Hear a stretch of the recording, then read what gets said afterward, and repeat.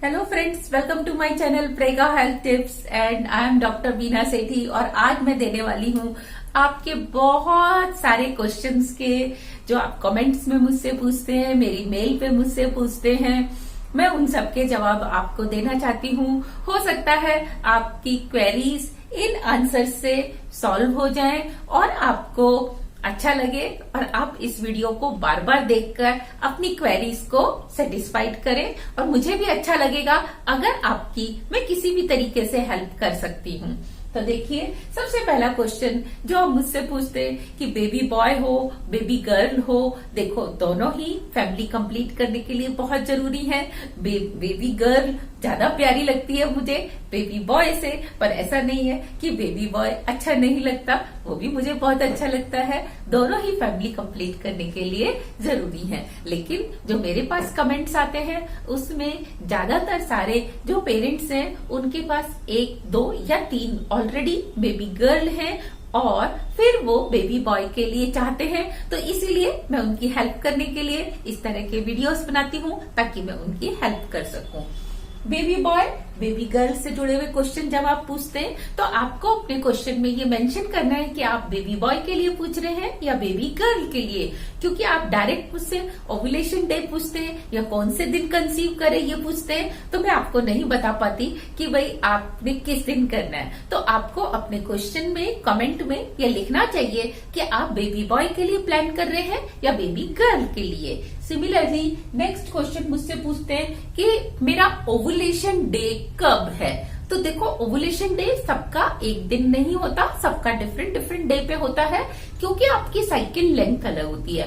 तो आपको जब क्वेश्चन पूछना है तो अपनी साइकिल लेंथ भी बतानी है कि मेरा साइकिल लेंथ 30 डेज का है, 32 डेज का है या 28 डेज का है, 20 डेज का है। जो भी आपकी साइकिल लेंथ है आप साथ में वो लिखेंगे तो मेरे को अच्छा लगेगा कि मैं आपको कैलकुलेट करके बता पाऊं। और क्योंकि बहुत सारी लेडीज को पीरियड्स इरेगुलर होते हैं, मीन्स उनका जो साइकिल लेंथ है वो एक मंथ में कम होता है, दूसरे मंथ में ज्यादा, फिर एक में कम, फिर ज्यादा, यानी कि ऑल्टरनेट होता है, एक छोड़ के एक पे अलग अलग होता है। तो ऐसे में उनको अपने 4-5 मंथ का साइकिल लेंथ भेजना चाहिए कि जनवरी में इतना था, फरवरी में इतना था, मार्च में इतना था। इस तरह से अगर आप मुझे भेजेंगे तो मेरे को हेल्प होगी, मैं आपको ज्यादा एक्यूरेट कैलकुलेट करके बता पाऊंगी। इसके अलावा मैं ज्यादा एम्फेसिस करती हूँ क्योंकि इरेगुलर और रेगुलर दोनों ही केसेस में क्या होता है कि जिस मंथ में आप प्लान करते हैं उस मंथ में या तो आप ओवर एक्साइटेड होते हैं या आप स्ट्रेस में होते हैं।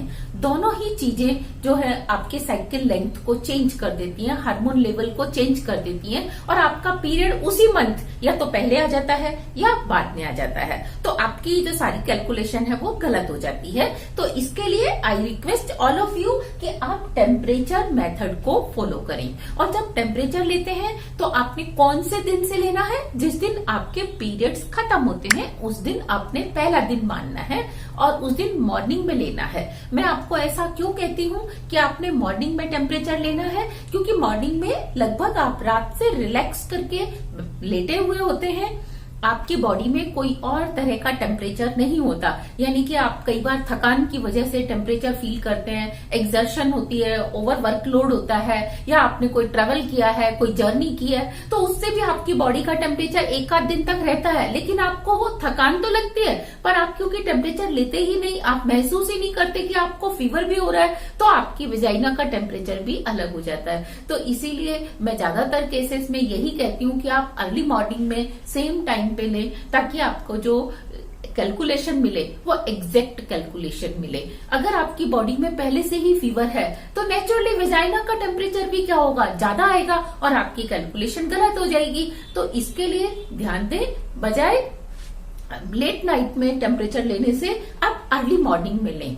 इसके बाद मुझसे क्वेश्चन पूछते हैं काउंट एंड मोटिलिटी को कैसे इम्प्रूव करें। तो देखो, काउंट और मोटिलिटी का क्या रोल है आपको मैंने कई वीडियोस में बताया है। जितना ज्यादा काउंट होता है, जितनी ज्यादा मोटिलिटी होती है, उतने ही ज्यादा वाई काउंट होते हैं। तो ये स्पेशली उनके लिए है जो बेबी बॉय के लिए प्लान करते हैं। तो आपको ये इंक्रीज करना है तो आपने इसके लिए डॉक्टर से भी कंसल्ट करना है और अपने आप से दवाई नहीं लेनी है। डॉक्टर आपको मेडिसिन देंगे और आपने क्या करना है, अपने अल्कलाइन डाइट लेनी है। साथ में एक्सरसाइजेस करनी है, पानी पीना है, इससे आपका जो स्पर्म्स का काउंट और मोटिलिटी है वो डेफिनेटली इंक्रीज होगी। इसके बाद टेम्परेचर में सब मुझे बोलते हैं कि कभी बढ़ता है कभी घटता है, एक दिन बढ़ गया एक दिन घट गया। तो देखो, इसका मैंने आपको अभी बताया कि जो आपकी फुल बॉडी का टेम्परेचर है और जो वेजाइना का टेम्परेचर है वो दोनों डिफरेंट होते हैं। और वेजाइना का टेम्परेचर क्योंकि ज्यादा एक्यूरेट आपको रिजल्ट देता है, इसीलिए मैं आपको वेजाइना के टेम्परेचर के लिए कहती हूँ। लेकिन आपको अगर अपने ही किसी और कारण से, कि चाहे आपको वैसे ही फीवर हो रहा है या आपने जर्नी की है या आपने 2 दिन पहले से बहुत ज्यादा एक्सर्शन किया था, तो उसका इफेक्ट भी आपके बॉडी के टेम्परेचर पे और वेजाइना के टेम्परेचर पे पड़ता है। तो इससे कई बार टेम्परेचर ऊपर नीचे हो जाता है। तो आपने इसीलिए डे 1 से लेके ओवुलेशन डे तक का टेम्परेचर नोट करना है। बीच में अगर 1-2 बार कम हो भी गया तो इसमें आपने घबराने की जरूरत नहीं है। कई बार आपने एक दिन पहले खाना कम खाया या खाना नहीं खाया, पानी कम पिया या पानी बहुत ज्यादा पिया, इससे भी कुछ कुछ फर्क हो जाता है। तो आप इतना माइन्यूटली नहीं समझ पाएंगे कि आपने कल क्या काम किया था, ज्यादा काम किया था या कम काम किया था, आपको थकान है या नहीं है। इसका जो इफेक्ट है हार्मोन्स के ऊपर पड़ता है। आपने अगर खाना अच्छा खाया तो हार्मोन्स थोड़े से अच्छे बन गए, टेम्परेचर थोड़ा सा ज्यादा बढ़ गया। आपने अगर खाना नहीं खाया, घर में कोई टेंशन है या वैसे ही आपका मन नहीं है और आप थोड़ा सा भूखे रहे, तो वो हार्मोन्स कम बढ़ेंगे, तो टेम्परेचर उतना इंक्रीज नहीं होगा। तो आप इन सब चीजों से कंफ्यूज मत होइए। आप डे 1 से लेके और डे जो ओवुलेशन डे तक का है आप टेम्परेचर नोट करिए। ज्यादा ही दिक्कत है तो आप दोनों रीडिंग 2 बार अगर अलग अलग आता है तो दोनों रीडिंग नोट कर लीजिए और फिर आप उसको अपने पास नोट करते जाइए। और अगर आपको उससे रिलेटेड मेरे से क्वेश्चन पूछना है तो आप प्लीज सारे दिन का जो आपके 10-12 डेज या 5-6 डेज का आपने टेम्परेचर नोट किया है वो मेंशन करके फिर मुझसे क्वेश्चन पूछिए। खाली एक दिन का आप मुझसे पूछेंगे तो आई एम हेल्पलेस, मैं आपको कुछ भी सजेशन नहीं दे पाऊंगी। नेक्स्ट है एल्कलाइन फूड। एल्कलाइन फूड को लेके भी बहुत सारे क्वेश्चंस आते हैं कि ये एल्कलाइन है या ये एसिडिक है, हम ये खाएं या फिर ये नहीं खाएं। इसके लिए मैंने आपको एक अलग से वीडियो, डेडिकेटेड वीडियो पूरा बना के दिया है, जिसमें मैंने मोस्ट ऑफ द जो डेली रूटीन में आप खासतौर से हम अपनी इंडियन डाइट में जो लेते हैं वो मैंने कोशिश की है उन सबको मेंशन करने की। उसमें मैं आपको एक बात और बता देती हूँ, जिस भी करी के अंदर या वेजिटेबल में या फ्रूट में आप सीड्स को लेते हैं, यानी कि बीज, स्टोन्स जो होते हैं उसको आप कंज्यूम करते हैं, तो उस सीड्स के अंदर क्या होता है, कैल्शियम, मैग्नीशियम, ये चीजें होती हैं, इसीलिए वो हार्ड होता है। तो उसका जो अल्टीमेट इफेक्ट आपके ऊपर आता है वो एल्कलाइन ही आता है। तो उस फ्रूट का या वेजिटेबल का नाम मैंने अपने वीडियो में मेंशन किया है या नहीं किया है, लेकिन आप उसको ले सकते हैं। इसके अलावा जो डेयरी प्रोडक्ट्स हैं, डेयरी प्रोडक्ट्स क्योंकि मिल्क से बने हुए होते हैं, इनमें मिनरल्स यानी कि कैल्शियम, मैग्नीशियम, इनका अमाउंट बहुत कम होता है, तो आप इसको कम अमाउंट में लें। क्योंकि जिस भी फ्रूट में, फूड में प्रोटीन ज्यादा है, वो प्रोटीन अल्टीमेटली डाइजेस्ट होने के बाद, बर्न होने के बाद आपको एसिडिक ऑक्साइड देता है, तो उसका अल्टीमेट इफेक्ट आपको एसिडिक मिलने वाला है। सिमिलरली अगर कार्बोहाइड्रेट्स है, जिसको आप अन्न का नाम भी देते हैं, चाहे वो चावल है, गेहूं है, जौ है, चना है, कुछ भी है, वो सब क्या होते हैं, एसिडिक नेचर के होते हैं, क्योंकि उनमें भी मिनरल्स का अमाउंट, कैल्शियम, मैग्नीशियम का अमाउंट कम होता है in comparison to carbon, oxygen, hydrogen, sulphur, nitrogen के। तो वो एसिडिक ऑक्साइड बनाते हैं, कैल्शियम, मैग्नीशियम बेसिक ऑक्साइड बनाते हैं।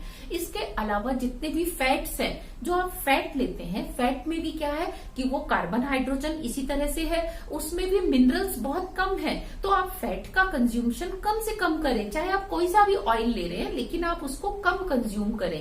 और ऐसा नहीं है कि जिसको मैंने एसिडिक कह दिया तो आपने उसको बिल्कुल भी नहीं लेना है, आप उसको ले सकते हैं, लेकिन उसका कंजम्पशन कम करें और आप उस फ्रूट का या फूड का कंजम्पशन ज्यादा करें जो कि अल्कलाइन है। और ये कितने महीने पहले से करें, आप 1-2 महीने पहले से करेंगे तो इसका इफेक्ट आपके ऊपर जरूर आएगा।